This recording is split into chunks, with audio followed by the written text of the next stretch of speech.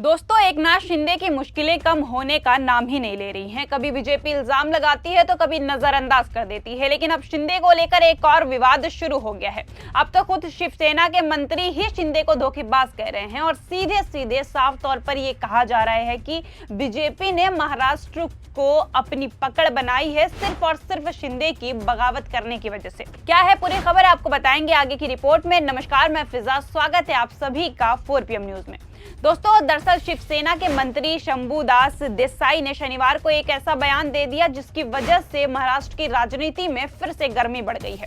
देसाई ने साफ साफ कहा कि 2022 में जब एकनाथ शिंदे ने बगावत करके पार्टी छोड़ दी थी, उसी फैसले ने राज्य की राजनीति का पूरा गेम बदल दिया और उनके मुताबिक शिंदे की उस चाल से बीजेपी को दोबारा सत्ता में आने का सीधा रास्ता मिल गया। उन्होंने कहा कि चाहे कुछ भी हो जाए, महाराष्ट्र की राजनीति में शिवसेना का रोल हमेशा से बहुत बड़ा रहा है और आगे भी रहेगा, क्योंकि पावर प्ले में शिवसेना की मौजूदगी बहुत जरूरी है। देसाई ने यह भी कहा कि 2022 वाली बगावत सिर्फ एक राजनीतिक घटना नहीं थी, बल्कि उसने पूरे राज्य की दिशा बदल दी थी।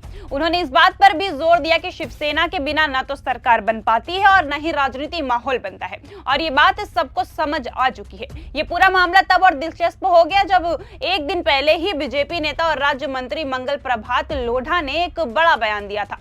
लोढ़ा ने कहा था कि देवेंद्र फडणवीस सिर्फ बीजेपी के नहीं बल्कि सबसे बड़े असरदार नेता हैं, बल्कि वो महाराष्ट्र की दूसरी राजनीतिक पार्टियों के कामकाज पर भी सीधा प्रभाव डालते हैं। यानी राजनीति पावर का सेंटर कहीं नहीं बल्कि फडणवीस को ही माना जा रहा है। अब जब देसाई और लोढ़ा दोनों के बयान सामने आ चुके हैं तो राजनीतिक गलियारों में चर्चा और भी तेज हो गई है।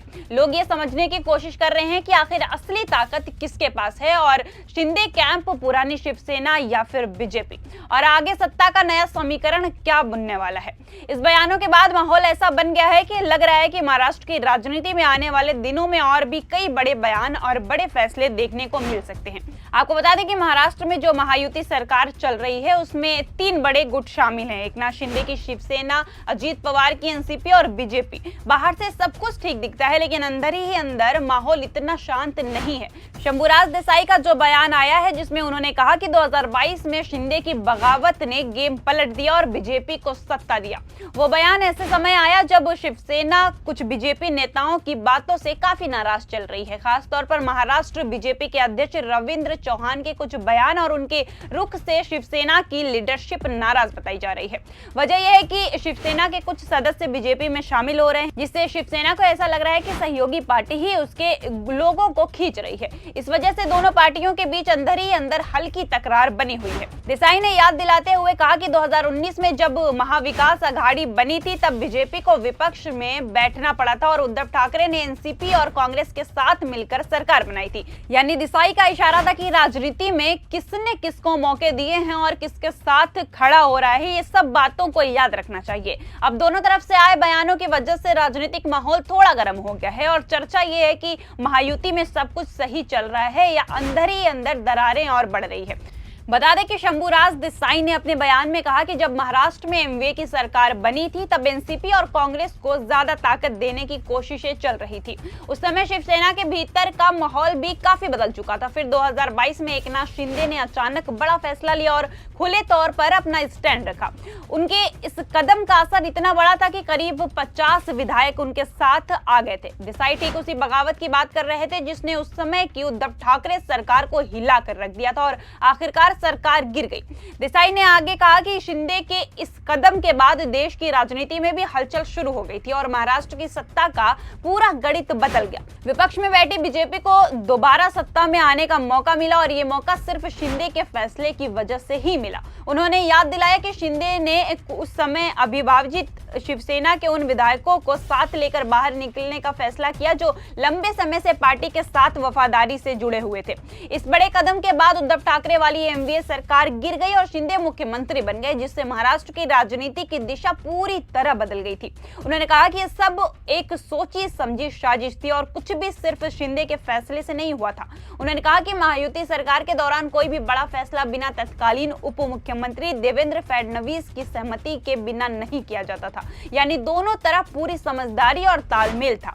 देसाई के मुताबिक 2022 में जिस तरह शिंदे ने मजबूत स्टैंड लिया, उसी की वजह से बीजेपी दोबारा सत्ता में आ रुकी थी और दोनों पार्टियों का गठबंधन पहले से ज्यादा मजबूत होकर सामने आया।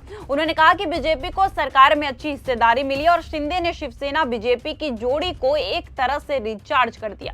देसाई ने यह भी याद दिलाया कि 2019 में जब शिवसेना सत्ता में थी तब उसे बाहर निकलने के लिए कोई जरूरत नहीं थी। शिंदे ने बगावत की तो उन्होंने इस बात की परवाह नहीं की कि आगे क्या होगा, राजनीति किस दिशा में जाएगी। उन्होंने बस वही कदम उठाया जो उन्हें सही लगा। उसी फैसले ने पूरी तस्वीर बदल दी। दोस्तों, मतलब साफ है कि शिंदे की परेशानियां कम होने का नाम नहीं ले रही हैं और एक के बाद एक मुश्किलों का सामना करना पड़ रहा है। एक तरफ जहां महायुति के अंदर ही दरारों का सिलसिला भी खत्म नहीं हुआ था कि दूसरी तरफ उद्धव ठाकरे ने इस तरह के मुंबई बीएमसी चुनाव से पहले शिंदे के लिए कई चुनौतियां खड़ी कर दी है।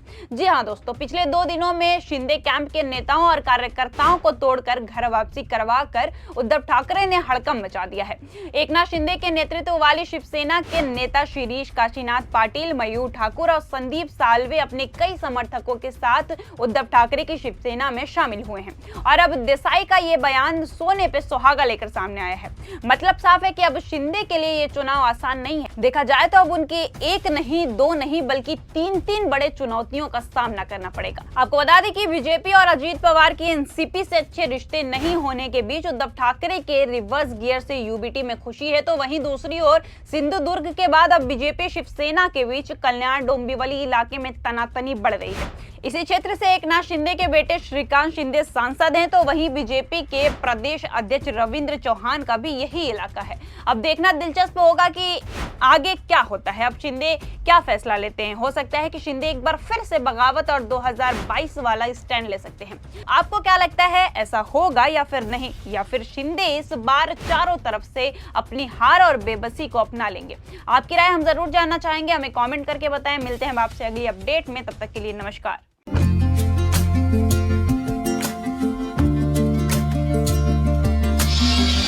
you